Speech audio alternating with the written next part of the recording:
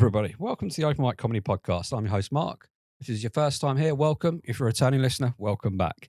This podcast here is dedicated for all the people that want to be on the open mic comedy circuit, whether you're a comedian, a promoter, an MC or a tutor. Hey, even comedy fans that want to be watching the stars of the future in pub basements all around the world. Today's guest is somebody who we need to encourage him to do some Klarna impressions.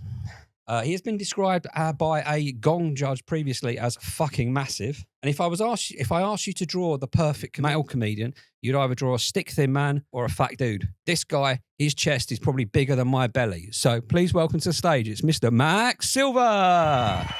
Thank you for the intro. I appreciate that. That's all right. Do appreciate it indeed. How are you doing? Yeah, good. Good. Sort of just getting over Christmas. We're in that sort of weird in-between phase, aren't we, right now? Of what day is it? We have no idea where we're coming or going. And yeah, just still very much full of mince pies and chocolate. So it feels good for the next few days at least. So you've been hitting the gym regularly then? I've trained once over this period. Once? Yeah, once. You're letting your people down. I know. I need to let others catch up. That's the reason. You went for January 1st. When January 1st comes, I'm like, listen, I'm the real deal. Daddy's back.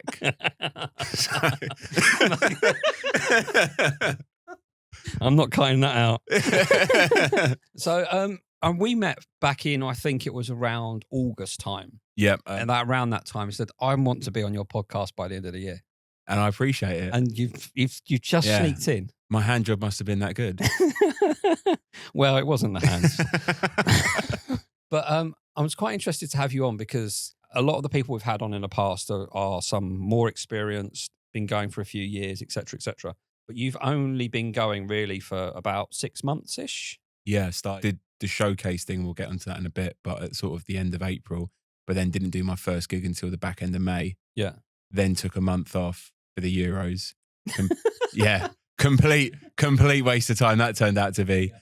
And then really kicked on in July. So yeah, from July till about the end of December, middle of December. And you just hit 50 gigs for... Yes, as of recording this, yeah, that's 50. 6 months worth of... Yeah. Again, we'll get into it, but I've always wanted to do this. Once I get my head into something, I get obsessed with it. Yep. So whether that is the gym or whether that is comedy, it's like I will just be obsessed with that thing. And so far, shiny object hasn't worn off. Yeah. Because usually then the sort of the dopamine hit happens and then you kind of, oh, what's the next thing? But with this, it's like, no, I want to stick to this because this is what I really want to do. So where did the desire and the first thought of actually wanting to do this come from? So I've always been like the class clown. Hmm. So, and I know that doesn't necessarily transfer into comedy, but whether it was in school, whether it was in work environments, even now, I'm always that guy who's trying to do like the witty comeback comment or just make my colleagues laugh and I've always been that guy. And friends have always said, oh, you should get into it, you should do it. And I've just thought, maybe. But then I first floated the idea in 2013. I said to a mate at the time, I said, I'm going to do an open mic. And he was like, okay, great. And then it was a running joke for years of like, when are you going to do it? Yeah. And I just never did it. And then it kind of got to last year, I was working and I said to my colleagues, I'm going to do an open mic this year. That was in 2023. Mm-hmm. And then it got to the back end of the year, didn't do it again. And it was just like, someone said to me, are you actually going to do it or not? And then at the start of this year, I had a bit of a sort of quarter life crisis of thinking like, where the fuck am I going with my life? Like, what are you doing with your life? Yeah. Like, for years, I've been looking at comedy courses, and then my missus said, for your birthday, I'll get you the course. And I did Deck Monroe's course at the Bill Murray in Angel. And it was honestly one of the best weeks of my life. So I've always wanted to do this. It's just taken me a while to get here. So was that course just 1 week? Yes, it was an intensive course, Monday to Friday, and then you do the showcase on the Saturday. And, wow. Yeah. So it was like commuting full time. Like, it was crazy. I was a train wanker for a while, which I haven't done for like over 5 years. So yeah, but it was really cool. Like, just met some really cool people that I'm still in contact with now. I've always written bits. I've always written premises, and I'll use my social media to kind of voice them, and then I'll get feedback based off comments, like shares, replies in stories and things. And I've always had stuff there. And this course just enabled me to really kind of open that up and to make it more transferable to stand up. Yeah, because I noticed on your Instagram there's quite a few little skits and stuff, office bits and playing the fool and stuff like that. Yeah, so I did this character a couple of years back called the office gym guy, which is obviously me. It's got such Yeah, based exactly. on. Is it based on a true story? Who knows? But for me, it was just like there's these guys that you work with who will always be out like they're the office gym guy basically. They'll always rattle around their protein shaker. They're louder than everyone. They're a bit more obnoxious than everyone. They will be in your face all the time. They let you know about their gym session even though you didn't ask for it. Yep. Those kind of guys. So I kind of took that and wrote a few skits for this guy, and they were more and more ridiculous, but it got good feedback. Not saying it went viral by any means, but within my own little like following, it got a good response. And then I did another one called Shadow Boxer, where it's basically for anyone who goes to the gym, I'm sure you've seen people do shadow boxing in the corner for no reason whatsoever. Like, who are these people fighting? They're just fighting off random demons, right? Yeah. So I did the character Shadow Boxer, and it was like a piece to camera as well, a bit of a spoof on like the whole mockumentary style thing. So I've always done these bits that I've written. But again, it's just like, is that going to transfer to the stage? And this is what's been really interesting doing this. When I do material, sometimes it works for socials, sometimes it doesn't transfer to stage, and vice versa. But doing stand up has been really cool so far, just because of the stuff that I have been trying to test has gone down, relatively well. Yep. And then just try and build on that as much as possible. I guess it's quite interesting for me because I'm no expert in any of this, but seeing somebody develop over time is quite cool. No, I appreciate it. I think you've seen it with other people that we commune with as such, how people progress and what they do and how they go from when they were like day one kind of thing.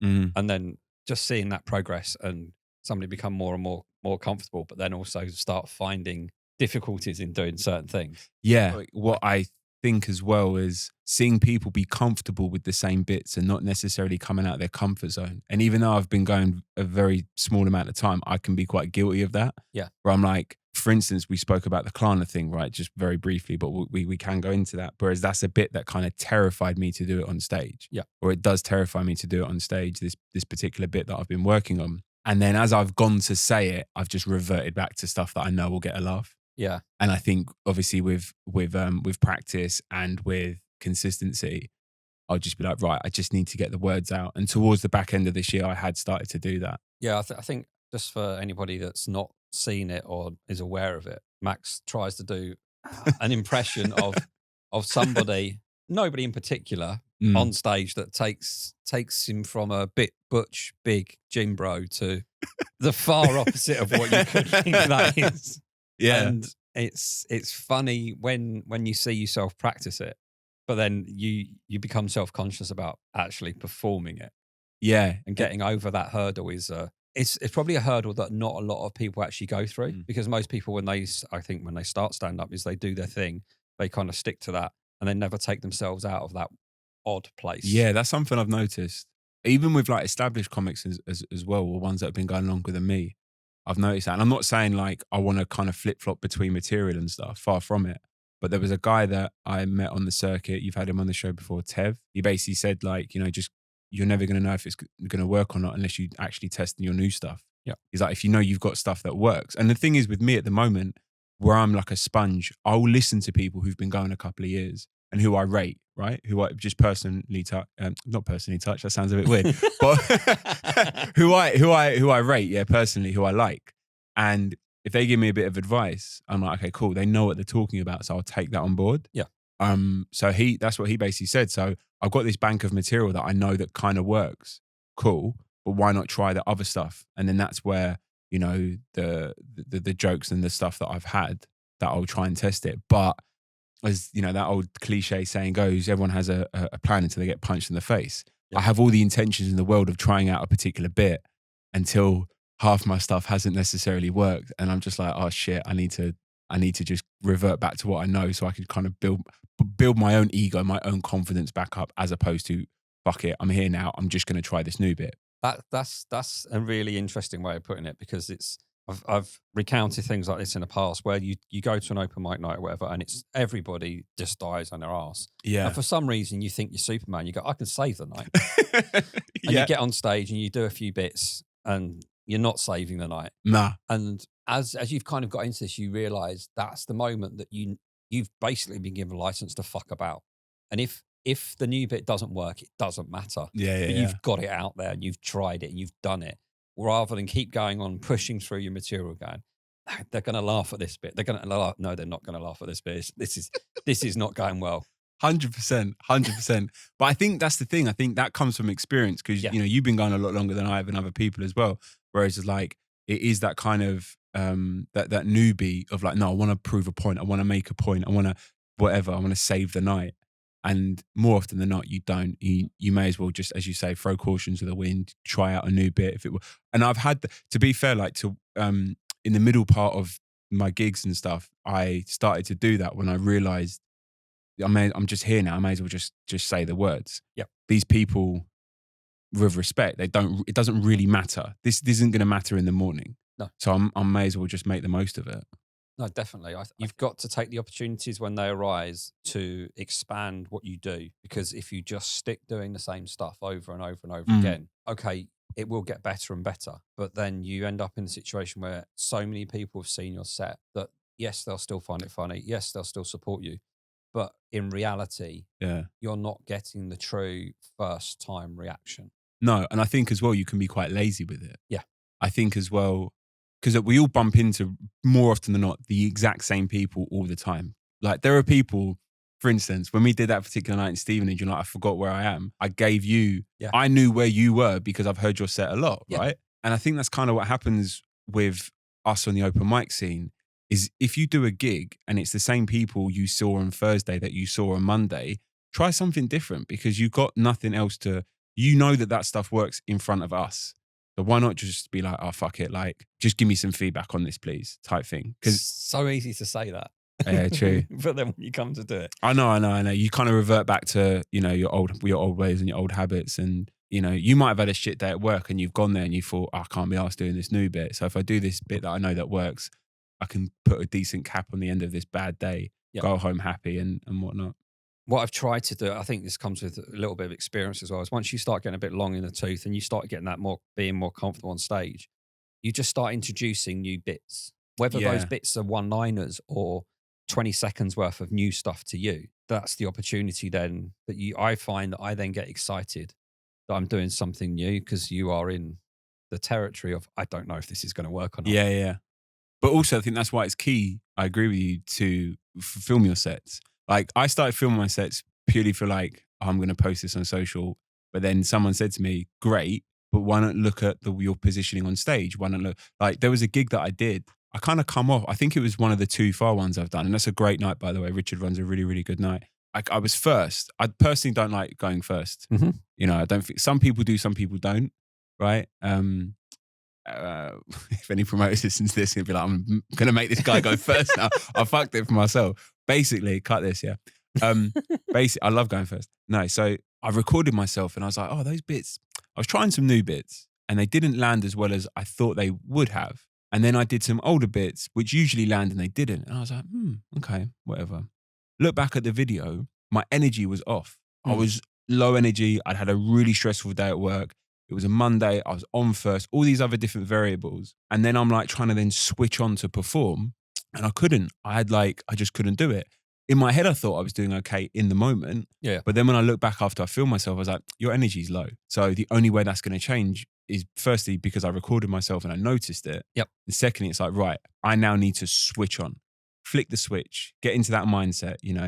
I'm here to make people laugh. Yeah. It's not about me. It's about them. I need to make these people laugh type thing. Right. Yep. Don't be so selfish. And I think, and then moving forward from that, I've really made sure my energy's higher than it needs to be. Yeah, I do think there is a point where if you get onto that stage, and I say this so many times, is that clapping stops as you go to reach that microphone and you're fumbling for the mic, ripping it out of its holder. You hate me doing that. I It's do. so fun. It's so weird. So I will send Mark my stuff sometimes because I'm interested in his opinion and stuff. And literally he goes, that was a really good set, mate. However, the way you keep taking that mic out, you are wrestling with it. Yeah. I try my best. But now I've got you in my ear going, don't fuck it up. And I end up fucking up. So thanks to you, Mark, I can't undo it. Also, if I come onto the stage center, it throws me off because I'm trying to do it. But if I come in it from the side, I find it easier. Because what's the one? Cavendish Arms, Comedy Virgins. You go down the side sometimes, depending on where, and you go down the front, sorry, depending on where you're sat. Yep. And I'm like facing the mic and I'm like, how do I get it out of how do I do this in one swoop? Yeah. You know, without looking like an absolute idiot. Because the funny, I know nobody ever sees this, but it just makes me laugh, is that you're the biggest guy I know, the strongest guy I probably know.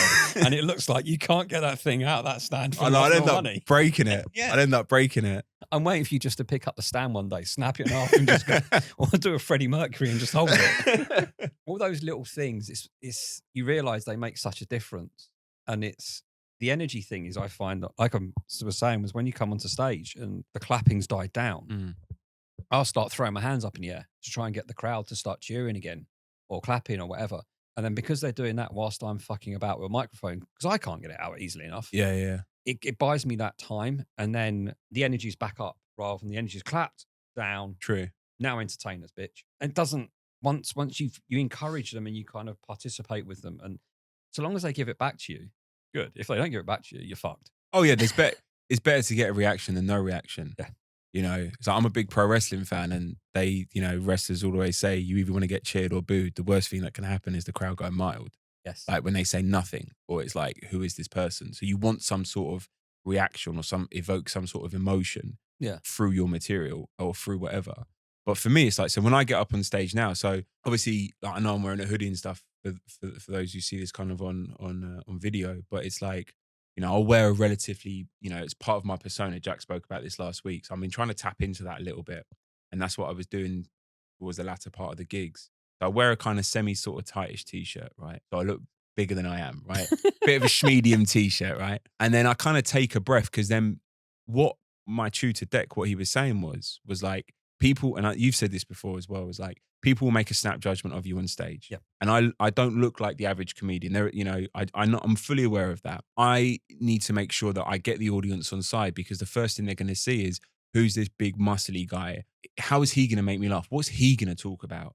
You know, here's a fucking gym bro. Like, I don't want to learn about protein today. Yeah. Do you know what I mean? So my opening line, because I do wear glasses, is, oh, look, it's, you know, I know I look as if Harry Potter's taken a load of steroids. Yeah. And that gets a laugh. Yeah. And then that just kind of simmers people down, like, oh, okay, he knows what he looks like. He's taking the piss out of himself. Yep. Now now we're on the side. Do you know what I mean? Yeah. It basically brings the room into your world. Yeah. I guess if you get somebody that's, I mean, extremely attractive that goes on stage, who's trying to be funny, the attractiveness is the bit that is the first thing people see, and they judge people on it. And whether it's right or wrong, people in the audience will look at somebody who's extremely attractive or is, like yourself, extremely muscly and stuff like that, and might be thinking, tosser. Precisely. But that's their first judgment. So you need to break that. And I think that's the hardest thing. Yeah. Which is why I did that line. Yeah. Which is why I did the line. And then it's like, you know, I know if I play Quidditch, I would definitely get tested afterwards. And then I go into, you know, why I do look the way I do, because I genuinely was in the friend zone. So it was like tapping into my own insecurity. Yeah. Now, I've only got 5 minutes on stage, right? I'm not a one-liner guy. I'm not a gag guy. I'm a storyteller, or as best as I can. So I need to make sure that through the kind of the stories that I'm telling, people are going to be laughing with the punchlines and stuff. And I know, again, it comes with practice and experience. But I have to, you know, me trying to be vulnerable on stage and talk about the insecurities as to why I am a bit of a gym bro. It kind of gets to the crux of it, because what I'm trying to do as well at the moment, you know, I'm a little bit older than other comedians. You know, I'm 36. It's not like I'm, you know, in my 20s anymore. Yep. I've got other things that I want to talk about that are a bit more, relevant, or that other older people in the crowd might relate to, right? So I try and put different spins on things as much as I can, and I was trying some more self-deprecation stuff in the beginning about gym bros and stuff, and it wasn't really getting a laugh. And I think someone pulled me to one side and just said, yeah, because no one else can really relate to that. Yeah. Like, it's great that you go to the gym and you want to shit on other gym bros, amazing, but that might not, people aren't going to necessarily get that. The amount of people in that audience that go to the gym, yeah, you might be looking at 10-15%, maybe 60% on January the 1st, but 10-15 when it gets to February. Yeah. But what you do when you go to the friend zone, I think, which is quite clever, is that you bring everybody back to being at school. Correct. And everybody went to school. And whether you were the person that was in the friend zone, you knew people that were always in the friend zone. Mm-hmm. and that then brings them back to that point in their life and Yeah. something that's relatable. Yeah, that's the thing. And that's what I'm trying to do as much as possible with my particular shtick is make it relatable, make it funny, talk about my experiences.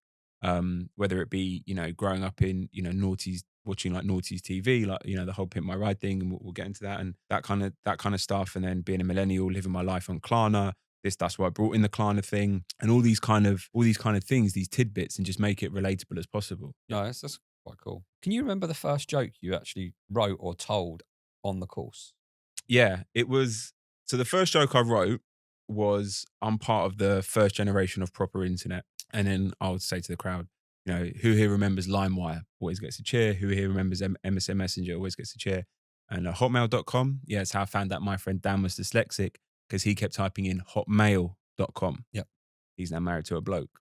So that was like the first like gag I wrote on that. And I was quite happy with that. Yeah. Because it's a bit of a play on words, it's a bit stupid, and again, it's a bit relatable. And then there was that, and then also I did like the price of soft drinks as well. That are Yes. getting out of hand. Yeah, I remember that. That one as well. But yeah, that was the first one that I kind of sat down and come up with. So can you? Oh, and then if I'm struggling to say it, I'll bring it out. if it's going sideways, I'm like, right, I just revert back to that. Yeah, that's interesting. So what would you say your best and worst moments you've had on stage in your first 50?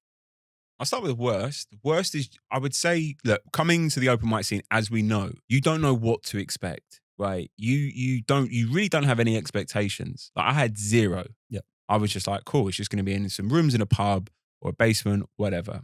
But there was this one particular gig early on, and it was in a fondue restaurant in near Box Park. And if anyone's like listening to this, you might know the one that this is. It was about 12 people there, and most of them were comics. And I was just like, oh, this is rough. And then I was on in the second half, and my mate had come down because he was like, yeah, man, I'll come. And I was like, yeah, sweet. Because I was just like, yeah, I assume it's going to be a restaurant.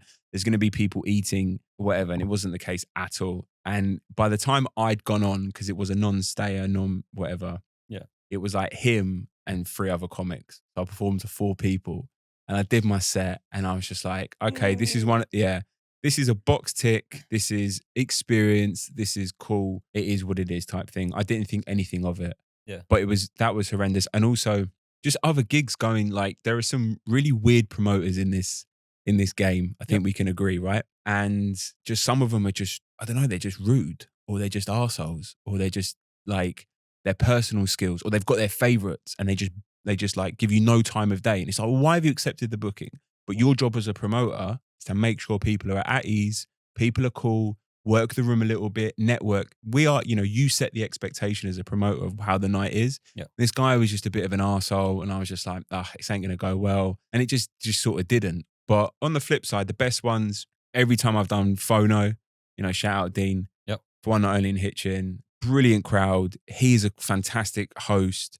He makes everyone feel welcome. He sets the tone, and you just know you're dealing with more of a professional outfit. There's some been crackers as well at Comedy Incorporated. Yeah, a couple of G&B ones as well. But, for the most part, I haven't had like a massive stinker in that I've had no laughs whatsoever. Like there's been times where it hasn't been as much as I'd want.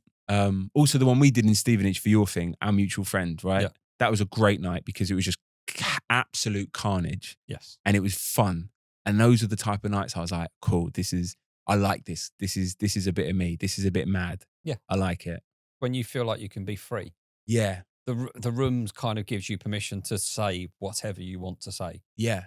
There's always a thing, I think, sometimes when you're gigging, the whole gigging in London versus gigging outside London. They are 2 very different audiences. When you're in a room and you're number whatever on the bill and you're kind of cycling through everybody within 5 minutes, you just feel like sometimes the audience is like, yeah, not again, not another one. Yeah. It's like, and here's another white man. It's like, here's another white man with beard and glasses. Yeah. You just all merge into one at that point. We do. And that's one of the interesting things that I've spoken about in the past is that I think if you're an alternative act, I think not so much you've got a head start, but you've got less competition in that night. Yes. So when everybody walks away from that night, they'll always go, I remember. Yeah. I remember the one that played the guitar because there was one of you.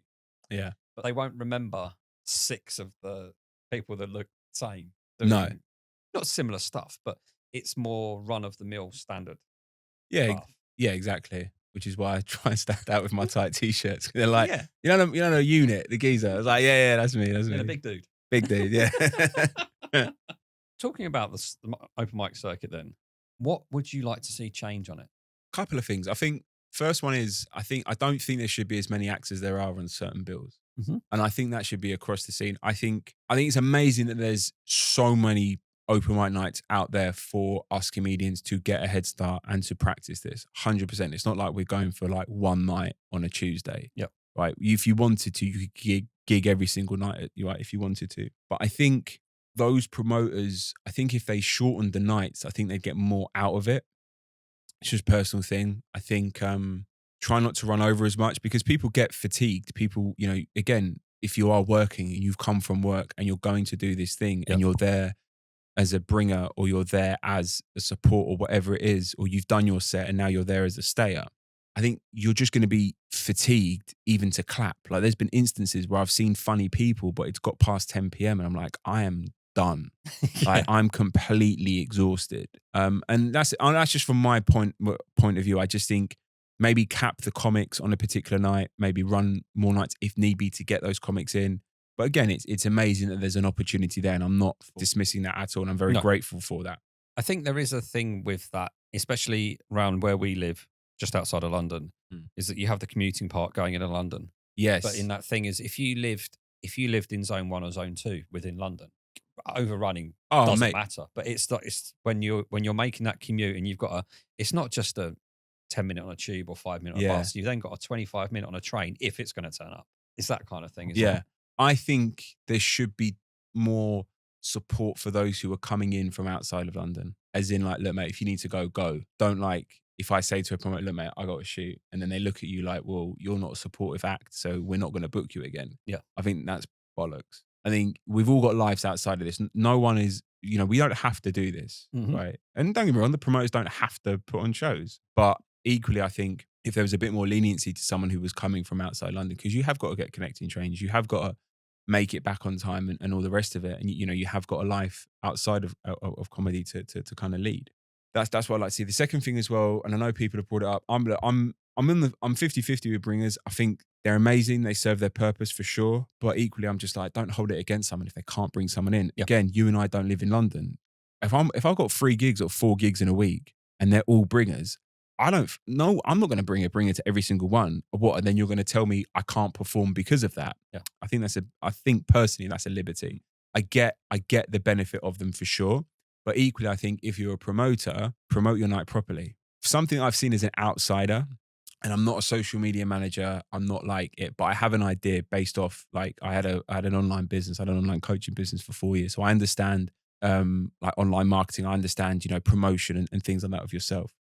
I don't see enough of it from promoters for their thing. They put up like one wanky post of, you know, Mark's on the bill, John's on the bill, Dave's on the bill. Someone looking at that is going to be like, all right, cool. Why the fuck should I come? Yeah. Why should I come? Your job as a promoter is to promote the night. Acts are supposed to turn up and do their thing. They can bring someone great. If they can't, it's not the end of the world. But it's like, you know, I used to DJ like back in the day, like like kind of mid-noughties, right? And then I've done so many things. I've done so many things, man. And it used to piss me off because it'd be like, promoter would be like, yeah, mate, no, we'll give you a 6 set. Oh, we'll give you a quality time. You got to sell 10 tickets. Yeah. Like, what?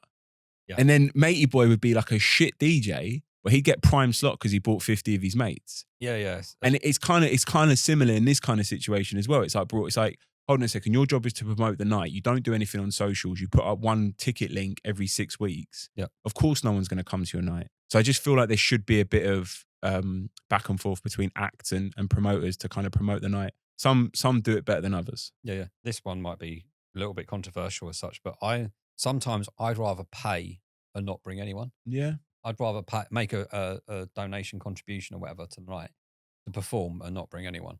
Yeah, that I agree with.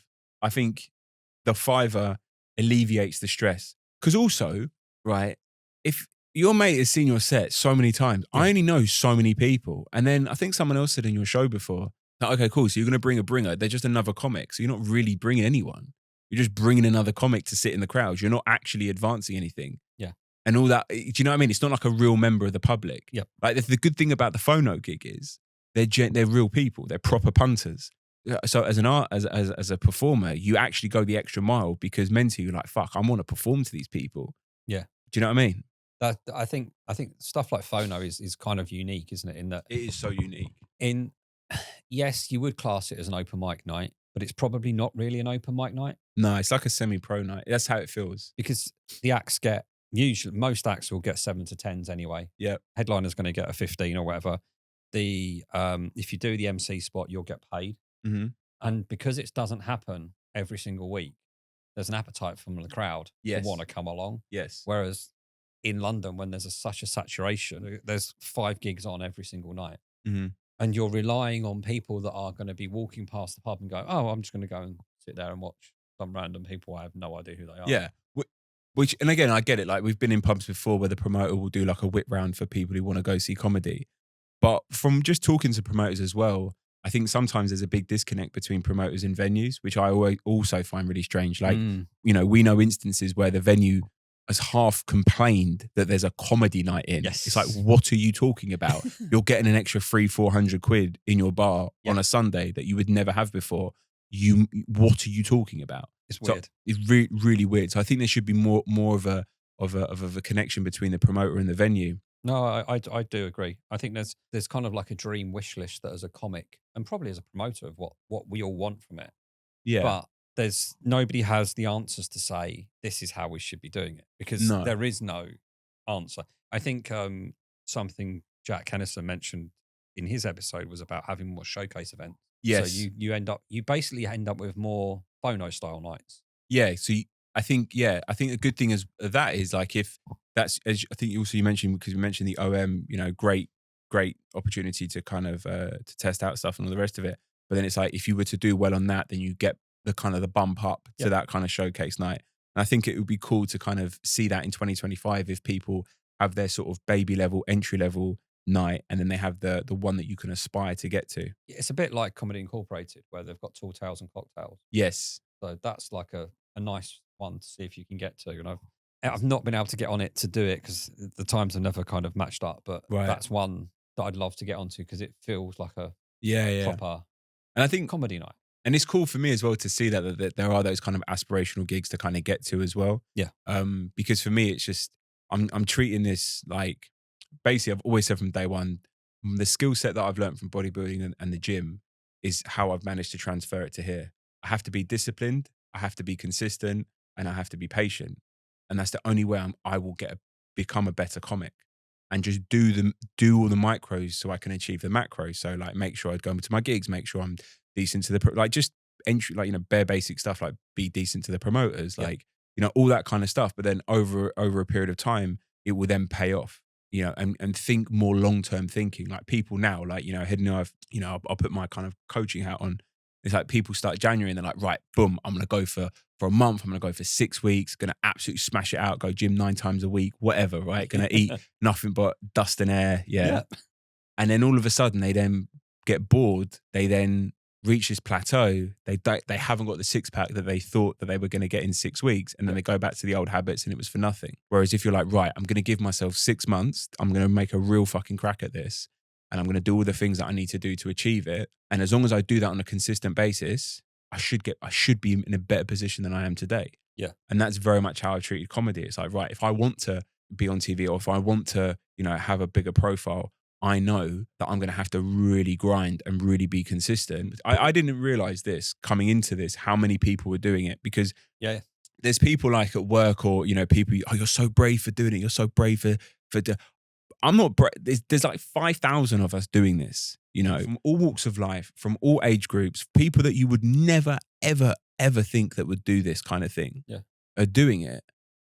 So it's like, right, okay, those are my kind of competition in a way. So I'm like, right, I need to make sure that I'm doing as much as I can to kind of do better, you know? Yeah. There is competition out there, but this is one thing I wanted like to speak to you really about was because you've come onto this circuit. So you're kind of like I don't know how to describe it. You're kind of like a decent bit of advice for the modern world. Somebody goes, I want to do open mic. I want to become a comedian. Mm. What do you tell them to do? What's the first thing? Sit down and say, this is it. This is what you've got to do, in your opinion. It's not everybody's opinion is going to be. No, it's It's a what good. they what they think, not necessarily what's right for somebody else. I think. Oh, sorry. Just coming back to that before. I would like to see more feedback given from older comics to younger comics and where they're going wrong. I've seen a couple of younger guys do the same set multiple times and get the same response, crickets, multiple times. Yeah. And I think if someone could pull them to one side and just say, look, listen, put their arm around them and say, look, maybe try this, maybe try that, maybe be a bit more supportive in that sense. I would like to see that because we've got this workshop. I'm very grateful for that. We can test bits here. We can do what we need to do. But without that, I wouldn't have a clue where I was going next. I wouldn't have a clue what I was doing next. It's a very fine line with that, with the whole advice thing. Because there's times where, like I say to you sometimes, I'll watch what somebody does and then go, I always kind of think, how's this person going to take this? Yeah, that's true. You're treading a fine line. Yeah. Because how's this person going to take it? Yeah. And they're going like, well, who are you to tell me that this is something that I should be doing? Well, I think again, it's you're protecting your own ego. No one likes being told what to do. But I think if you're going to get better at something, you have to take it, right? Who on earth are you to think? Who the fuck are you to think I'm an established comic? No one needs to tell me. Shut up. You should welcome the feedback. Yeah. But also equally, don't listen to 5,000 other people. Maybe take what they say with a pinch of salt. Maybe try it. But yeah, what would I say to someone getting into this? It depends on you as a person. Personally, I'm very, very analytical with certain things. Like I'm very cerebral. Like I have to kind of know all the things before I do the thing type thing. I have to have not all the answers, but I have to have an idea, which is why I wanted to do the course. Because I was like, right, firstly, I have no idea who to contact or what to do. So through the course, they gave you connections and how to email venues and all the rest of it. So that's amazing. Secondly, it was in how to deliver your material, how to construct the material, which I think is just very, very useful because it just helps you iron out a lot of the bad habits that you would pick up. How to kind of stand out, how to create a persona, all these kind of things. So I think getting onto a course for me, I think was great. But then I've heard people that have done your podcast who never did that. Paul Surtees naively did a fucking gong show. Like for his first show, bro, I was having palpitations listening to that. I was like, there is absolutely zero way I could ever do that. I wouldn't have a clue what to do. Yeah. But he did it and that was worked for him. So there's no right or wrong answer. This is just for me personally. And then it's just get out and then it's be patient, be consistent, and then just be relentless with your gigs as much as you can do. Like I live, outside of London. I work full time and, I'm of an older age as, compared to some comics. And I've got a life. So as much as I want this to be my main thing in the next, 3-4 years, I can't gig every single night because I'll just burn out. Yeah. So I can only do 3 gigs, 4 tops a week. Otherwise, it just completely fucks me. Yeah. However, if I was a young comic and I lived in zone 1 or 2 and you have the opportunity, gig as much as you possibly can. Yeah. And that's the only way you can get better. Because like people have said to me, do you regret not starting earlier? Yes and no. Oh, I do. You do? I really do. Okay, tell me. A bit like you. I when I get involved in something, I'm all in. I am terrible for it. The ADHD. That's what it is. I'm not trying to play that card here, but that's as what far it is. as I know, I haven't got it. Oh, mate, you got it. 100% you got it. But there is I'm all in for anything I do. If I took up cycling and it's just like, no, you're not getting a Halfords bike. You're going up a level. You're going up. And then, and then you're starting cycling around, start doing mountains in south of France and stuff like that. Right.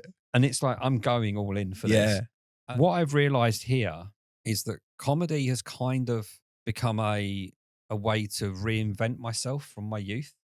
Oh, I like that. And I found people, many people on this circuit that I absolutely love and adore and have got so much time for that are willing to give their time for me as well. And you've met a whole different scheme of people. But most people, in my eyes, is if you work in an office, most people are the same. Yeah. There's not that much variation in them. But you go to an open mic night and you speak to 10 other people. The chances of them being all the same, their backgrounds are not the same. No, that's true. And getting to know people like that then opens your horizons. And I always thought that me going on stage I've grown to love it now. Right. When I don't do it, I miss it. Yeah. And when I get to the point of I know I've got a gig coming up and I haven't gigged for a couple of weeks or whatever, it's like, if I know if it's a good gig night, I'm like, yeah, If it's a G&B, it's going to be settled in straight away. It's going to be fine. If it's going to be a phono, I know I can mess about and I'm still going to do fairly well. Yeah. If I pick another random one or whatever, and it might not be so good, I'll be like, yeah, but I'll still be excited for it. I'm like, I just want to get back on that stage again. Yeah. It's addictive. It is. It's the best and worst thing that can happen to you as a comic, I think, is when you start out, is if you do a course and you do the showcase, the best and worst thing is if that showcase flies. Because it gives you that self-confidence, and then all of a sudden you think you're Billy Big Bollocks. and then you realize 2 weeks later, no, you've got a lot of learning to do. Because I've discussed this before, is that you've done 50 gigs. Your average set length is probably still 5 minutes. Yeah. With a few 10s and 7s chucked in there. Yeah. That's 250 minutes of stage time. Yeah, it's a lot. It's not. You think about how good could you be at your normal day job by doing 250 minutes worth of training? You wouldn't be proficient or an expert in it. You see what I mean? Which is, yeah, I get that. But I think that's why if you try and gig as much as you can on a weekly basis, do what you can as much. I get what you're saying. So you're saying if you started this earlier, you would have had way more gig time. 100%. Because, I get that. I think for me, because I was thinking about this on the way here, and it's like, yes, I would love to have started sooner. Who wouldn't, right? But the person that I was 10, 12 years ago is completely different to who I am now. Yeah. You know, I was working in the city. I was still living outside of London. I was very heavily, into my bodybuilding and things like that. You know, even when I started this stand-up, right, my mate said to me, you do realize you have to be past 9 p.m. I am Mr. Go to bed 8:45, 9 o'clock, get up at 5:30. Right. Okay. That's who I used to be. And the reason why I got into stand-up is, again, it's like, if not now, when, right? I had the quarter life crisis, Mrs. bought the course, whatever. And I'm a completely different person to even who I was at the start of this year, right? So go back 12 years, I am Mr. Disciplined. Everything is precision, no days off. It's like Mr. Everything's dialed in. And as I've gotten older, I've been a bit more relaxed towards it. Now, if I'd have got into stand-up then, I don't think one would have had to have gone, because I couldn't have, my work would have maybe suffered more. I mean, I'm fortunate now, where I do work full time, but my job, they're quite flexible. They understand. However, I'm good at my job that I do. So as long as I'm, that never falters, right? I've got energy for everything. So I couldn't have done it earlier, because at that point in my life, I couldn't have done it. Whereas now I'm like, right, all my habits are in place. Like I've even said to you, like I get home and I take like ashwagandha, I take magnesium, I take these things to bring me down. Yeah. I don't really drink. I don't really do anything else. So I'm in a better position now because of the habits that I've built over the last 10, 12 years. So that now that I'm doing stand-up, I can incorporate it into my life and it fits. Yeah. As opposed to, oh fuck, when am I going to do this? Oh shit, how am I going to fit that in? Whereas everything right now fits. Yeah. Going back to that, just for anyone who wants to get into it, just do it. Like, you don't get better at watching, you don't become a better driver by watching YouTube videos. You become a better driver by driving a fucking car. Yeah. It's the same with stand-up. You can watch all the stand-up in the world. You can listen to all the things. Like you said before about being obsessed. Like leading up to doing stand-up, I'm obsessed with stand-up. I'm obsessed with behind-the-scenes stuff. Yeah. I listened and watched documentaries about Mickey Flanagan and how he started and the age that he started, which I could quite relate to because he was a little bit older, and how like it took him, he was on the circuit for years, and it was 10 years to be an overnight success. So it's understanding that, look, what I do in the next couple of years within stand-up will be great. Yeah. But if I'm to be doing this for the long term, it's only setting a small foundation. It's not really going to have that much of an impact because I need to be making sure I'm doing it as long as I possibly can. Yeah. I just think I'd love to have been on stage. I don't know. There was a period in my life where I was working in London, right, and commuting was an absolute arsehole. Yeah. So I ended up renting a flat in London, and if I could have done that now, I would have been open micing every single night. True. If I knew now what I knew then, I'd be like, I could have just done it. But then again, do you think there was as many opportunity? That's interesting, because I didn't realize the opportunities were here now that they are. When I did this course, like you, I came out of it with a few like links to a few things to do. And my brain went, oh, okay, there's a few things to do. And my brain was like, oh, well, I might do like one a month, one every fortnight, something like that. Because you've had the high of the very first one. You're thinking, I'm the Don. I am the new big thing. I don't need to work at this. But until you get into it and then you flop and you're like, shit, I do need to work at it. The one realization I think it's a naivety thing. Is when I got into this and I started looking around like all the big comedy clubs in London, going, oh, how do you get involved? Yeah. Not like I'm going to be on a Friday night bill, but you go, oh, they've got new act nights. Yeah. So But they're not really new acts. no. So I emailed a guy and say, oh, I'd love to be on your new act night. I've just done a course. I've just finished it in the last 3 weeks. I'm really keen. Love to do 5 minutes at your club. And he's just like, yeah, come back to me. You've done 150 gigs, mate. Yeah. And he's like, Yeah. that's new. Yeah. It's a weird industry like that. But you don't get that until you're in it. Yes, that's true. And Well, think about people's perception of comedy. Like I will say to people, I'm doing my gigs and stuff and all the rest of it. And then they're like, oh, do you get paid? And I'm like, and this is how I have to use it as an analogy. I'm basically doing the Sunday league version of football, but within comedy. Yeah. If I'm a Sunday league pub player, I do not get paid to play. In fact, I probably have to pay them, my subs, so I can play football. And it's the same here. Like we are not, but people's perception is, oh, so you do a couple of gigs and you're on the Comedy Store or you're doing the Apollo or do you know what I mean? And it's not until, again, as you say, you're in doing this that you realize a few truths and you realize the behind the scenes of things. And also like you also realize it can be a bit cliquey, like any industry. Yep. And it isn't necessarily what you know, it is who you know. But I think if the principles of being a nice person, not being a dick, and just, turning up every single time and putting yourself out there. I think sometimes with comics, and it can be difficult, you go to a gig and you're kind of in your zone. And again, it depends on the frame of mind that you've had throughout the day. Sometimes you're like, I just want to do my set and just get on. Other times you might be a bit more social and chat to the other comics. Other times you're in your zone. So there's only like a small frame or a small window where you'll speak to other comics. And usually the conversation is, and maybe you guys listening will nod along, is, hey, how's it going? Yeah, good. You? Yeah, man, I did G&B the other night. I had it go. Yeah, it was all right. No, how about you? Yeah, I did Comedy Incorporated. And you do the whole thing. yeah. And then you kind of go back to it. Like you don't talk about other things. It's just purely about comedy. Yeah. And the conversation's very much the same. And that's why I'm very grateful that you introduced me to, the Hearts people, because I can talk about comedy. I can practice comedy. I can talk about other things. I can kind of build a network and, friendships with people within the industry, as opposed to surface level. Right, I'm going to speak to you for 7 seconds, talk to you about my gigs. You're going to talk to me about your gigs, and then that's it. We're going to then say good set. You're going to say good set, and then you're going to get on with your life. Yeah, and it's cool. But I think we're all part of that, right? Yeah. But then I've got to know other people on the scene, through social media, chatting to them, DMs and things like that. And there are some really cool people within this scene, and people that I wouldn't have necessarily ever met, ever spoken to. Yeah. Or even like associate with people like those kind of people outside of this scene. And it's opened my eyes up to other people and just been like, okay, cool. And then I give everyone the kind of time of day because I like to listen to their creative voice. As long as they're not like too political or they're not too, trying to make a point on stage, trying to be a bit polarizing for the sake of being polarizing. Usually that comes from the younger comics. Then I'll give everyone kind of the time of day. No, I understand that. Hey, sorry for the interruption. Duncan Hart here from episode 37. If you're enjoying this podcast, give it a like, a 5-star rating, and a follow on whatever app you're using right now. Mark will be forever grateful. Now, back to this cracking episode.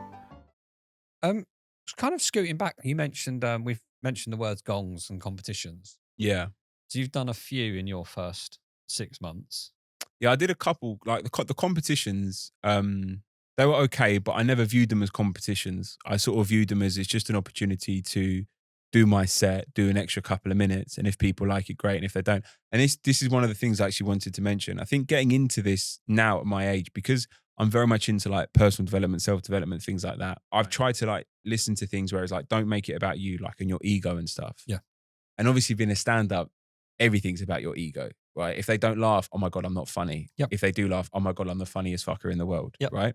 Not getting responses or not going through to next stages of competitions or not winning competitions, I'm like, cool, like, great. If I win, amazing. I can put it on the socials. I can be a king for a minute, right? Yeah. If I don't win or don't get through, cool. Like, don't really matter. Yeah. I'm not here to change the world type thing. Yeah, it'd be great to. And I know someone's sitting there probably going, yeah, but if you won, you'd be buzzing. Of course I would be. I'm human at the end of the day. But equally, I'm just like, all right, cool. It's not that big a deal. I haven't entered BBC's new competition, right? So with the kind of the gong thing, I did the big belly one, and I didn't win it, but I got through to no one rose their dildos in the air, which is hilarious, right? They called it the dong show because they literally give the crowd or the massive dildos, and it's really weird trying to do a set when there's like a 16-inch thick rubber member staring at you as you're trying to perform. But I got a good response and it was great, and I was like, cool, like that's great, like sweet, these people liked it. And then equally when I've done competitions and stuff, or they've been clap-offs at the end, like, comedy virgins and things like that, if I haven't won it, it's like, okay, cool, but I got to this stage. Yeah. And I'm still learning and I'm still trying and I'm still showing up. So, yeah. Yeah, I do always say the people that love gongs are the people that get through them, and the people that don't love gongs are the people that don't. And it's the nature of the beast in that we all know that the judgment of 3 people in a room of 200 isn't going to end your life. It's not. No, but it's also it's weird, isn't it? It's one of because you start comparing yourself to other people. Oh, that's that's dangerous. Well, yeah, like I think it's natural in this industry to compare yourself to other people, but then sometimes as I say, that's why you've got to really take your ego out of it. Yeah, and just go, well, that person is genuinely funny. It's not because they are diverse. It's not because it's because they are genuinely funny. That's why they have won this particular thing or whatever. Yeah. It can be quite bitter as well when people are like, oh, they've only won because of they are diverse type thing. And it's like, don't say that. It's not, that's not true. You're just bitter because it wasn't you, right? Yes. Yeah. And I think that's just people's egos and mindsets and getting in the way. But we've obviously got the blackout, up the creek at the end of Jan. Mm-hmm. Me, you, and few of the people. So there's an army of us. There's an absolute firm. Like it's gonna be like Football Factory. It's gonna kick off. We're putting London on lock. Hearts are bringing it. Hearts are bringing it. Right. I actually counted it the other day. I know 9 people Jesus. on the bill. We are gonna wear all Burberry and flick our collars, but it's gonna get lively. But that's the thing. So I'm buzzing for that, not just because it's an opportunity to perform up the creek. Yeah. But also I'm going to be with people that I really like within this industry that I've met, and we're going to have a fucking laugh. And I think that's it's what it's about. Like, it is the business of show business type thing, right? There is an element of being serious, but equally, relax. It don't matter. Yeah. I'm so looking forward to it in that this is probably the only gong show I'm not going to care about the result, because I want to see how that crowd reacts to some of the people that we know. Yeah. It's going to be absolutely batshit bonkers. Yeah. And it's going to be funny to see if some of the there's a few people that we know that I think are extremely on another level funny. Yeah. And I want to see what happens when they do their thing on that stage. Mm-hmm. And if that crowd are going to like warm to them. And then I'm also thinking, I don't want to follow any of them. Yeah, that's the thing. When I did my last one, last January, this is retribution for me, is that I was thinking I need to do another one just to get it done, just to see if I can do it again. But this one is like, now there's this number of people that I know that are doing it. It's like, it doesn't matter. I'm just here to watch and have a laugh. Yeah. And it's going to be a good night.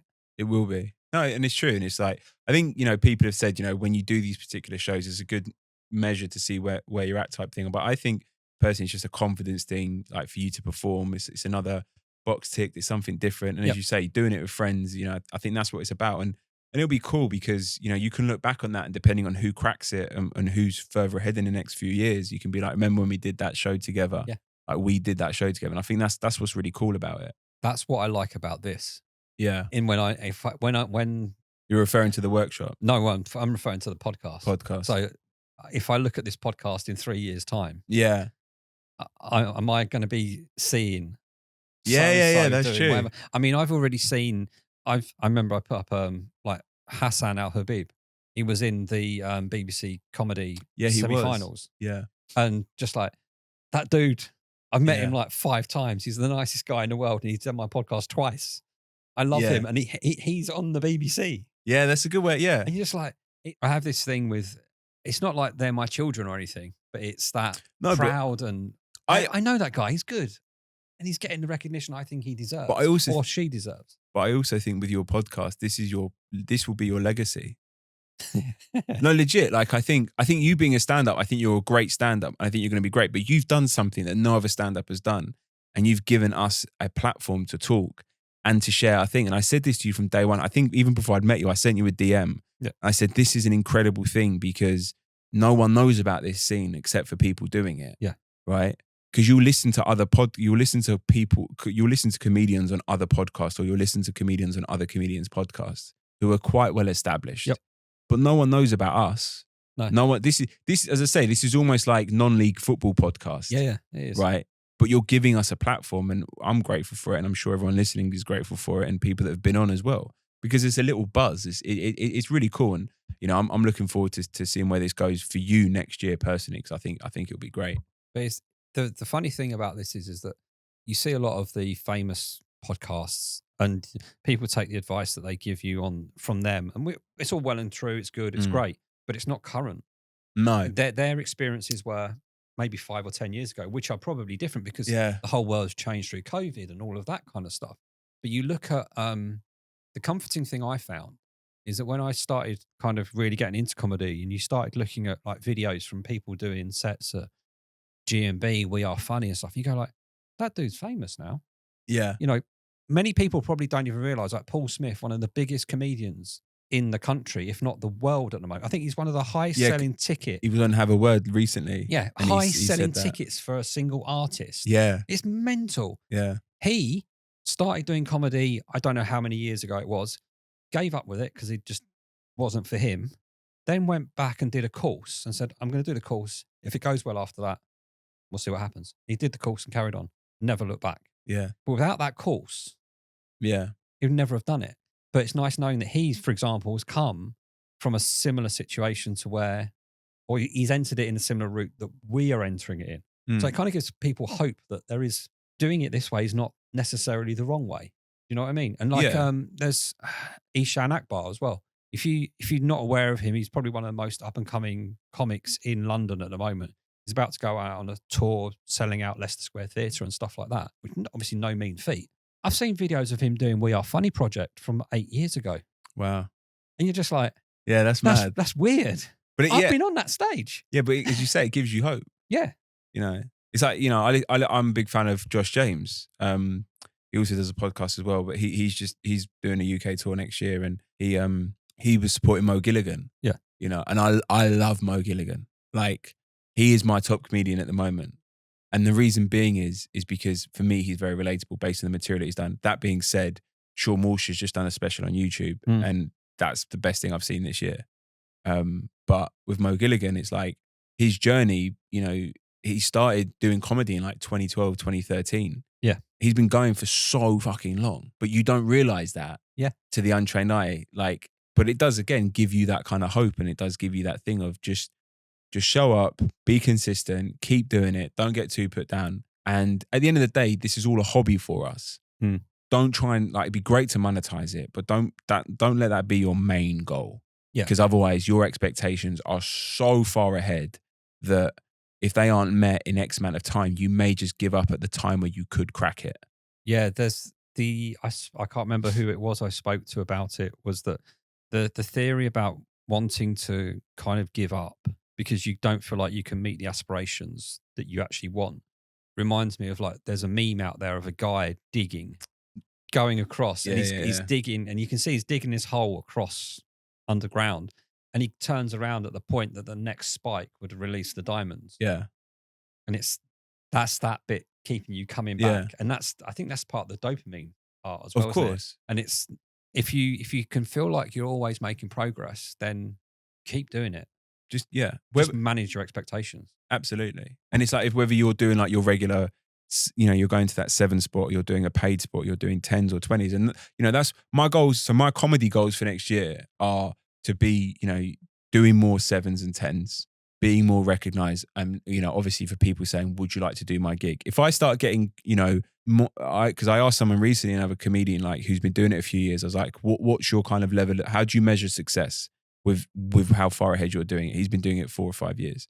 And he said, I started to know I was being successful when I was getting messages asking for people to would you like to do my gig? Yep. I'm like, okay, that is a really good way of tracking progress. So if I get that a couple of times next year, I'm like, cool, I'm progressing. Yes. I'm doing well within this industry. That's my measuring stick. Not have you earned 20 grand this year from doing fucking open mic comedy? It's like, stupid expectation. But as I say, so that's the thing. If I could MC at some point next year, if I could get booked to do a 20 or a 10, okay, a 10 or a 15 by next year, okay, cool, you're progressing. So those are my kind of measuring sticks. Those are the things. And again, reverting it back to the gym, if you know your bench press has gone up by 5 kilos or 10 kilos over a period of time, you know you're progressing. If you're looking leaner in the mirror, if you've got more energy, those are variables. Because everyone gets on the scale and go, I haven't lost weight this week, I'm a fucking failure. Yeah. Like, well, have you got stronger? Are your clothes fitting differently? Yep. Yes, you're making progress. Let's, knock the scale on the head. That's just one way to track it. Yeah. And I think in comedy, it's just like, forget about money. Are you getting booked for gigs? And are you doing, higher, more minutes on stage? Yeah. So jokes. Yeah. The bit that we are all accustomed to and want to tell the best ones of. Mm-hmm. What do you think so far is your favorite joke? How did you come up with it? And has it changed over time? My favorite joke, I love my pin my ride joke. I love it. It hasn't changed too much. I could probably do more with it, but it always gets a laugh. Touch. I think it's one of those jokes though that you can do lots with it, but I think sometimes the beauty is not doing too much with it as well. Yeah, that's true. If you're constantly thinking of silly examples and taking it way off, people are like, yeah, we get your point now. Yeah, I think that's why I do too. And it's weird because it was actually first born when I was working about 10 years ago. And me and this other guy, we used to just riff, like just chat bollocks to each other. And this is what I was coming back to, where I've always written but never done anything with it. This was in the back of my mind for years. And it's just the absurdity of how Pimp My Ride was. And again, depending on the crowd, it will bring, it's funny because with Gen Z, they kind of don't really get it. But if there's millennials in the crowd, they're like, I remember that show. Yes. And that's what happened at the Gong Show. When I did it, these people went mental. And I was like, wow, okay. I mean, they were a bit drunk, but as soon as they heard the word, maybe they hadn't seen it or heard it in years, Pimp My Ride. And it just evoked the memory. It just kind of triggered something in them. And they went mental for it. And then I did it in Angel, one of its first iterations of the joke. I did it Angel, and then someone come up to me afterwards. Angel Raw. I don't want people to think, oh my God, this guy's doing Angel already. No. It was like Angel Raw where you just email on the first of the month, right? Yeah. So he goes, he literally said, I haven't seen that show for ages. And it just reminded me, he goes, yeah, that was a mad show. And I was like, cool. So it clearly is a connect. Again, it's that connection piece, right? It's that relatability. So that's my favorite joke. And it hasn't changed too much. And when I first wrote it, it was cool. And then I maybe cut a couple of bits from it and then started to say it out loud. And then the first time I said it was at Too Far. And funny enough, it was one of my first gigs back after taking a month off for the Euros. And I'd said it that night and it worked. And I was like, oh, wicked. I'm back. Yeah. Even though like I hadn't even gone away, no one even knows who the fuck I am. Yeah. But in my head, I'm like, oh, I'm back and I can use this and this is going to go down well. But then also like once at a phono, I messed up my own lines and I got the crowd involved in that, which was quite funny on the joke. I said the same example twice and I went, oh no, that's not it. And then I kind of reverted back into something the crowd were on side and it was cool. So yeah. The long-winded answer. Okay. With regards to like writing styles and techniques, is there anything you do in particular? Like, I know you've got a couple of new bits in the pipeline. But I won't ruin them yet. No. But how those bits have come about and how you work with them? Is it a case? Are you sit down and write, or is it something comes into your head, make a note, or just riff and see what happens? Yeah. So I'm always thinking about the funny in any situation. Right, find the funny. Right, I'm always thinking of that, and it was pointed out to me when we did a workshop recently. Duncan said to me, "You're really good when you just think of really absurd things as opposed to straight stand-ups." I'm like, okay, that's true because that's how my mind works. I will write a sentence in my notes. I'm very bad at going back and expanding. Yeah, I have got so many notes where it's like sentences or bullet points or a word. And I know I've got stuff there. I need to sit down and work that out. I think for the moment, I'm in a position of I don't want to complicate too many things in my head. I want to get the type 5 or the type 7 and then start adding bits in. And I know obviously earlier we said about the only way you get better is by testing new things. I think sometimes, again, it feels, it's a bit of a weird catch-22 because it's like, well, I've only got 2 or 3 gigs this week. I think someone said this, if I've got 2 or 3 gigs in a week, maybe I'll do something different on the 3rd gig. The first 2, I might, I say, right, I'll stick to certain things. And on that 3rd gig, I'll try something different. Yep. So my focus for this year or 2025 is to do that. So the new things that I have got, I will build them out and test them more. But I also, how I test things as well is if I come up with a premise or an idea and I'll say it on because I'm very active on stories, as you know. Mm-hmm. Right, fucking hell, he's here again. He's talking all these stories. What shit? What shit? What day is it again? What day is it? Yeah, that was our running theme this week. I think that's great. What shit is going to come out of his mouth? And if I get X amount of responses based on something I've said, I'm like, cool, I'll stick with that and I'll just run with it as a premise. That's quite a good idea. So I use sometimes my stories as a way to gauge how well material will go down. Yeah. Because I get a decent amount of people viewing my stories, more so than that have ever come to an open mic gig, put it that way. Yeah. So I'm like, cool. So if I get X amount of people interact with that, there is definitely something there. And then I can build it out. Yeah. And there'll be some days where I get nothing. Like I've done stuff on my stories where I'm pissing myself laughing and it takes me 2 or 3 takes and I literally get no interaction. Yeah. And I'm like, all right, cool. That probably wouldn't work then. Or maybe I'll park that for another day. So yeah, that's kind of how I come up with my stuff. How have you, I know there's a few people that will know about the Hearts Comedy Workshop and how it's kind of started. There's a few people out there that won't. It's basically there's a group of people now, anywhere between, I think there must be about 25 in the group that every so often will get together, not everybody at the same time, in a room, actually this room we're in now. Yeah. Perfect advertising. Yeah, and just run through material. You get 20 minutes, half an hour just to run through your stuff and get feedback. Mm-hmm. How have you found that process? Amazing. Weird and amazing at the same time. Weird in the sense of if I'm saying stuff out loud for the first time, actually people are very patient with it because they understand it. And it's about getting the words out. And it's been really cool because then I'll say, like, for instance, Klarna, right? 2 or 3 people in this group are like, you have to fucking say it. Like, what are you doing not talking about it? And I'm like, and I'm a bit scared, I suppose, to put myself out there. And then I think Duncan might have said, and he goes, yeah, but that's what you have to do. You've got to fight through that because otherwise you're never going to break your own ceiling, right? You're never going to push forward. Yeah. So it's like the feedback you get is phenomenal and it allows me then to develop bits that I've got coming up that week. If I've got a few gigs coming up that week, I'll try and book in a session so that then I can practice the material, get the feedback and move on. But it goes beyond that. It goes, as I said, forming friendships within the group, networking within the group, talking to people about comedy within the group from all different ages, and then, getting to build upon that outside of here when I see them at gigs and stuff. So it's been really, really useful from a joke creating thing. And then I'll send you stuff. I get sent stuff to me. A few of the members will send me stuff and go, what do you think of this? And some stuff I'll say, yeah, that's great. And other stuff I say, well, maybe use a different word, maybe, because we've all got our own takes on things. Yeah. So I will send you stuff sometimes and you're like, well, maybe use that and maybe say that instead. Yeah, I think that's one piece of advice I'd like to offer out to any new comics. You can say the same thing in 2 different ways and it will invoke 2 different reactions. But you in essence say exactly the same thing. But it's how you finish the sentence or the word or the letter you've ended on makes such a difference.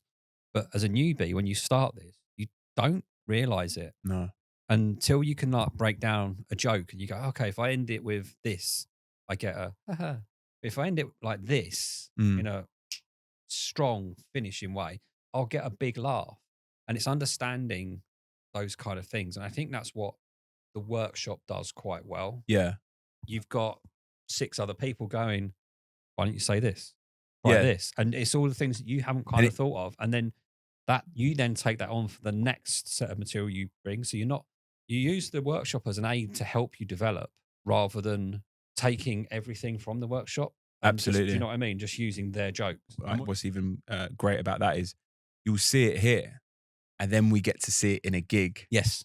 And then you're like, yes, they've nailed it. And it's that support system. It's then coming to them in intervals saying, see, and they're like, yeah, and it's great. And then you're kind of building that as supporting other comics, you're really helping them develop. They're helping you develop. And it's really cool like that. And as you say, using different words. And I think that's what's been cool about certain jokes that I've kept in my set from doing this over the year is if I say it in a different way, if I use if I pause, if I do a certain look to the crowd, Yeah.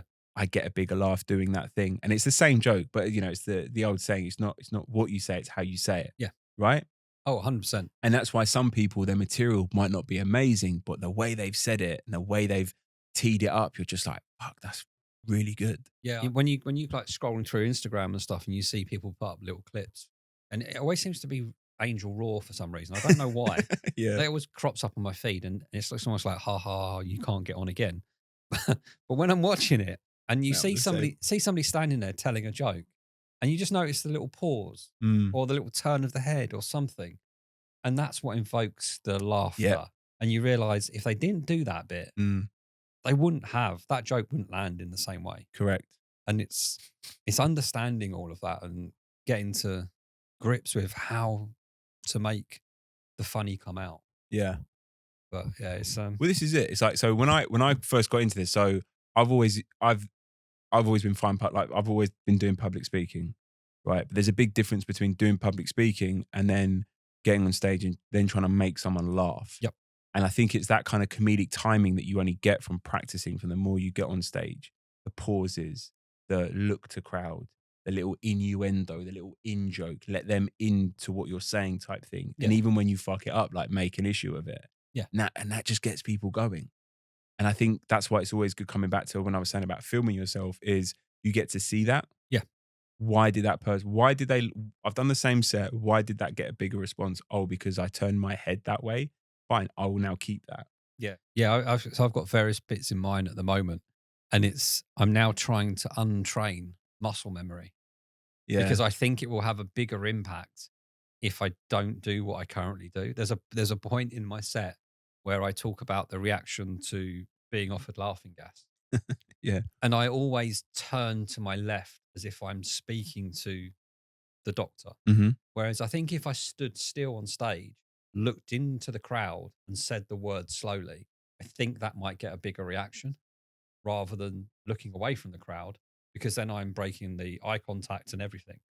Even though it still gets a great reaction, I think it will get a stronger reaction if I keep looking forward. Yeah. But currently, I've looked left every single time. And at every point, I'm going like, the next time you do it, just not look straight left. And then I still look left. You've got to really pinch yourself to do it. Yeah. It's hard to do because the quicker you can capture the errors that you're doing, the easier they are to fix. Yes. And that's one of the hardest things I found as well. It's taken me ages to fix, for example, gravitating backwards on a stage. Yeah, I remember you said you struggled with that at the start. Yeah, that was always I was in the curtain. It was ridiculous. Yeah. And it's taken me so long to the point where I just almost have to just make my feet as anchors and I'm not going to move. Well, that's what's good also about the workshop and other things as well is I was making a habit for the first few gigs of presenting my jokes as opposed to telling my jokes because I was slipping into old habits of presenting on stage and my voice just didn't sound as natural as it could have been, as if I'm having a conversation with people. Yeah. It was great to project my voice and to speak to the back and all the rest of it, but I'm not giving a fucking presentation, on the benefits of detoxifying the liver. I'm trying to tell a joke. Yeah. Right. So so the tonality has to be completely different. And then again, it's only through repetition and it's only through doing the workshops that the jokes that I am now telling, I'm acting them out, but equally I'm just having a conversation with people on stage. Yeah. That kind of brings on to the next kind of thing I wanted to mention was that you've started getting involved in these quiz nights as a quiz master, I'm assuming. So how does that help the stand up in that I'm in my head, I've never done it. I've never seen it being done really, but you have that point where you start interacting with people. Yeah, it's not. So the type of quiz it is literally like a village quiz night in a pub. So it's good in a way for public speaking and it's good for practicing speaking to people. But equally, I can't be myself as a comedian because I'm quite quick-witted and very sarcastic at times. And when I'm having interaction with someone, I have to be very careful because I've had it before where I had a guy the other night and he wouldn't shut up about the second question. And I want to turn around and be like, listen, dickhead, it's not about you. There's other people here, right? Yeah. In any other capacity, that would get a laugh, like say on stage or if someone's heckling me or something like that. If I said that in a quiz, Geezer's going to stand up and be like, what the fuck did you just say? Yeah. And obviously I don't mean it because I'm having a joke with the person, but within context, it could be taken as being rude. So it hasn't helped me too much transfer into stand-up because they aren't there to see me perform a stand-up show. They are there for me to have a bit of an interaction with them. And in that situation, I just have to laugh or make myself out to be the fool. I can't go back to that person because he essentially is a paying customer of that pub. Mm-hmm. And they would just turn around to the guy and say, don't ever send that guy here again. He was rude to my customers. Yeah. Again, if I did that 10 years ago, I had no filter 10 years, like really not. I have no filter now, but back then there was no filter and I'd have just been removed from the premises. So it hasn't, if I'm honest, it hasn't helped me too much with stand-up. It's just enabled me to get more comfortable speaking to different people. That's what I mean in that sense, because you must, like you say, you're in the situation where you're saying to somebody, you want to tell them to sit down and shut up. Yeah. But you don't know what doing that is wrong. Mm. And it's the same thing in stand-up as well, is you want to tell somebody to sit down and shut up, but you need to do it in such a way that makes... Correct. And it's correct. It's understanding, and I guess the more experience you have in being able to read the room, even in the quiz, it can only help. But when you're doing it in a stand-up environment, you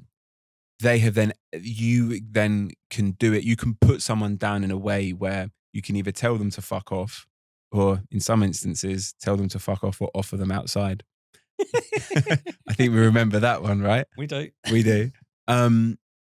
Or you can kind of have a laugh and a joke with them. When I'm doing it in a pub quiz situation, I just literally have to just smile and nod and then move on to the next question. Because as I say, in that situation, I'm the one that's going to be at fault there.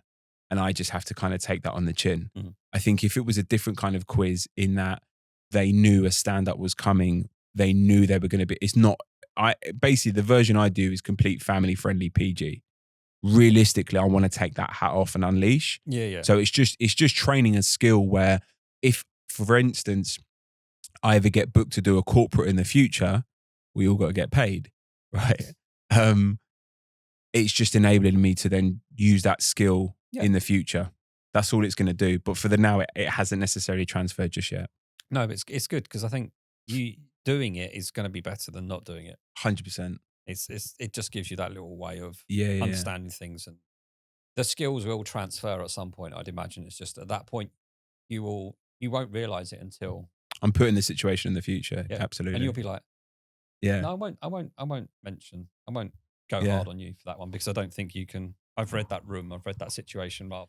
So if things do go well over the next 3 or 4 years, then you become super famous, and Netflix come calling or BBC come knocking and saying, look, we want you to do your special. And you sit down with the producers and they say, what music do you want to walk on the stage to? Good question. Does this turn into the wrestling? No, but that's the thing. There's a couple. It just, I guess it depends, but it's just like, I'm a massive techno fan. Like I love techno music, but I'm not going to put 130 BPM for people to like, for me to come out to. Right? It should be a bit weird, right?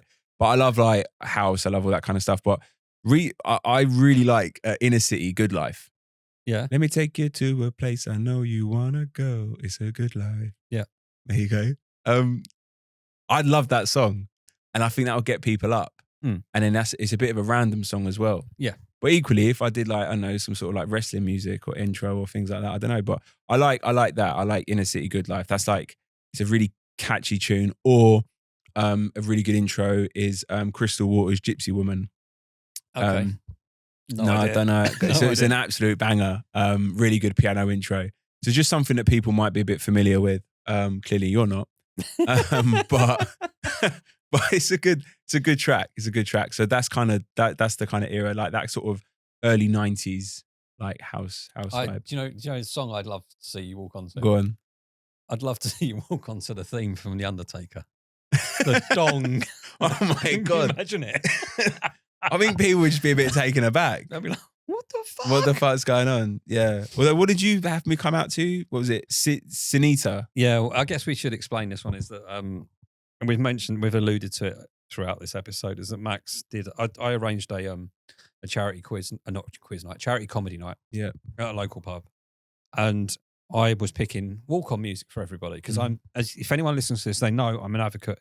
We need walk-on music. It has to happen. Every open mic needs some kind of walk-on music. I went round everybody and asked them. I said, I've got this idea for walk-on music for you, but it might be related to your set. So if it's going to ruin your set, like with Lewis, I brought him on to Beyonce. Yeah. I checked with him first. Yeah. And a few others. But I didn't tell you what yours was going to be. I did offer to tell you. You said, I said no. I'm surprised. And if anybody remembers the 1980s hit by Sunita of So Macho, and I will say that when you came on stage to it, you did embrace it. Yeah, flexing muscles in front of the housewives. Tracy's. Yeah, Tracy's were loving it. And that was, but it was nice to see somebody. I think everybody, almost like the walk-on music didn't. It only mattered. It enhanced the act. Yeah, but it didn't interfere with anybody's act as such. No, anybody that wanted to embrace it, like yourself and Chris Alley. Chris Alley, obviously, fucking hell. It was amazing. Absolutely amazing. If you've not seen Chris Alley's vlog from that, you have to watch that because he was phenomenal. So yeah, I'd love to see you walk onto The Undertaker. All right. Maybe it can be arranged at some point. I don't know. Because it's quite... The only thing is with the Undertaker music, it's well long.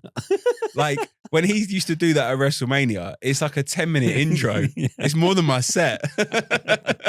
my music, they were sitting there going, what's going on? I'm trying to I'm really taking us back now. Like I wonder I can't remember what it was. What was the Ultimate Warrior's walk-on music? And he came flying that, literally just do that. Yeah, onto the stage. Or I mean, my ear is probably like Stone Cold, The Rock, Triple H, that kind of thing. Ric Flair. I wouldn't mind a bit of Ric Flair. That'd be a very niche audience. It would be, yeah. Because the thing is, I've got sets to go for, like, if I ever get booked to do wrestling gigs or fitness gigs, I've got all that in the pipeline. So that's all good. But from a normal punter's perspective, inner city good life, that will do. Yeah. So one of the reasons why is because it's such a recognizable intro. And I mentioned it before, like I used to do DJ and sort of like the early noughties and stuff. I was very passionate about music. You mentioned before how you get really into things. Like I was massive. I was a huge music nerd. Like buying records and just staying up and mixing and all that kind of stuff and all that jazz and inner city good, like that piano meant a lot and I was very passionate about it. And one of the key reasons why I kind of got into stand up, obviously because I was passionate about it, but it was also because I listened to a podcast with a friend of mine. If you want to include him in the show notes, please do. His name's called Chris Burns. He's a very, very, very good copywriter. He does a lot of work for big companies, online businesses as well. He's an exceptional copywriter and he used to be a fitness coach like me. And on this podcast, he mentioned, and at the time I was still coaching, he said that the reason why he would never be as successful as some of his friends who are fitness coaches is because he came to the realization that he was more passionate about doing the copywriting for fitness coaches' businesses as opposed to the coaching itself. Yeah. And sometimes when you listen to something and it really genuinely stops you and it triggers a response, and it really stopped me in my tracks and I had to message him. And it was because I realized that although I was passionate about coaching people and helping them, transform their lives and whatnot, I was not as passionate about it as other coaches who were more successful than I was. Yeah. And I was a bit like, well, maybe coaching isn't my calling. I know I'm good at it. I know I can do it. But maybe the reason why I'm not achieving the things I want in coaching is because at a subconscious level, that's not what I want to do. Yeah. And at the time is when I started to experiment with my characters and I started to experiment with different things. And I was trying to relate it back to the gym, but I was trying to also do my own thing. And my page at the time was my coaching business. So some of the stuff just was like, well, why has he posted that? It doesn't make any sense. Yeah. And I was like, well, maybe it's because I genuinely want to try this comedy thing and not think, where's the financial success in this, but do it because it's a hobby that I want to do. And I thought, right, this is the time to do it. So I actually, because of him, started to make the transition out of coaching to get back into full-time work. I then stopped my coaching business, full-time work. And then once those kind of stars aligned, that's when I really considered the comedy. As I say, I was going through the quarter life crisis. Mrs. bought the course or bought the course for my birthday. And I was like, right, boom, this is it. This is go now. Okay. As we're kind of winding down, and you have listened to one or two of these episodes in the past. Yeah, I know what's coming. I need to put my know glasses on for this. You know what's coming ahead. For anybody that doesn't know, I like to set all the comedians a challenge. It's to tell a joke live on stage, nothing unusual, from this joke book called The Little Book of Shit Jokes by Sid Finch. Mm-hmm. The idea is that the comedians get to pick a joke from here, tell it live on stage, maybe incorporate it into their set, maybe use it permanently, who knows? But they don't get to pick it by the words. They only get to pick it by page number. So what they're going to get is a complete and utter mystery. Okay. So I need a number between 5 and 95. And by the way, if you pick a number that's already gone, we go again. And we keep going. Okay. There's been 50 odd episodes so far. So there's a lot of jokes out here. So I'm going to pick page 11. Page 11. Legs 11. Legs 11 because that is my birthday. And 11th, both of those jokes have gone. The 11th of something. Okay. Not going to pick 11. No. I will pick 29. That one's gone. That one's gone. Fuck. I'm going to pick 49. That's how many games we went unbeaten. I know. I knew it as soon as you said it. Please tell me that's still there. It's gone. Is it gone? It's gone. Fuck. 16. 16. And if 16 hasn't gone, try 12. Oh. Surely it's not. 16. We have a joke on this page. Okay. The joke I'd like you to tell on stage is I could only ever recognise 25 letters of the alphabet. I don't know why. Fucking hell. Sorry. That is it says what it says on the tin. It is. It's exactly what it says. What it says on the tin. I'm sure you could do something with it. I don't know what. I don't know why, yeah.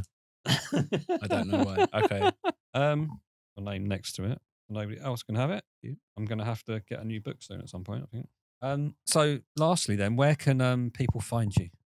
So just Instagram at the Max Silver, and that's THEE.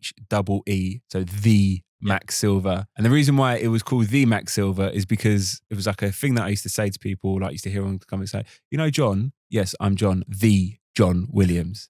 Just something like that. It's stupid. It's very corny, but yeah. Is that Max Silver? What, the Max Silver? The Max Silver. I mean, it's not exactly a common name, is it? You'd be surprised. So there's a Max Silver who, weirdly enough, he's an actor and director in the States. Okay. And there's another Max Silver who is a top, I think he's a blackjack player. And if you Google them, they'll actually come up. So you got Max in the States, but no, in England, it seems to be I'm the only decent one. So, he's got it all. But just to kind of wrap this up, sorry to take over. If anyone listens, I don't know how the fuck you would listen to this if you're not already doing comedy, but if you are listening to this and you're sort of on the fringe, my genuine advice to you is do it, right? Just literally do it. You will be dead soon, right? Sorry to get morbid, but we're all going to die. Yep. And the fact is, you don't want to go to your deathbed all written off, all fraggled, like, right? You want to go there. You want to, whilst you got your health, and just be like, I gave open mic comedy a go and it was fun. And it'll be the best thing you ever do because it's such a rush and it's such an incredible thing to do. And it's a really supportive place or industry to get involved in. So literally just do it. You've got the best way to look at it. Nobody cares. Literally nobody cares. The only person that cares is you. And I mean that in the nicest possible way. Just do it. No, I completely agree. We are a long time dead. So make the most of it. And 100%. Even if you do one gig, that's one gig more than the majority of the population. Absolutely. And it's so much fun. And I know there are a few people that have listened to a few of these that haven't actually done it yet, right? And have considered doing it. So yeah, those people I would urge, just give it a go and see what happens. I'll be honest, there are some absolute car crashes out there that do this, right? Comedy's subjective. People might look at me and go, "You're not funny, Max. What are you doing?" Great, whatever, don't care, mate. But there are some absolute, and if they're doing it, you can fucking do it as well. So get involved and do it. And if you are struggling for advice or you're thinking, whatever, message me or message Mark or whatever, and then I'm more than happy to guide you through it. But yeah, just do it. Literally do it. Very wise words. Very wise words. You can find us on Instagram too at Open Mic Comedy Pod.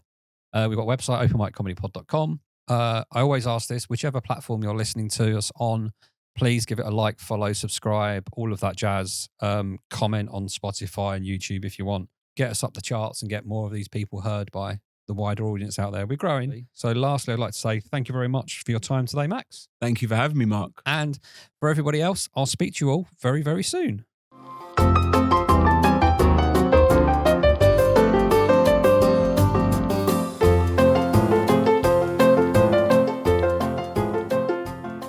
Shuffle the papers as if we're doing the news. Oh, yeah.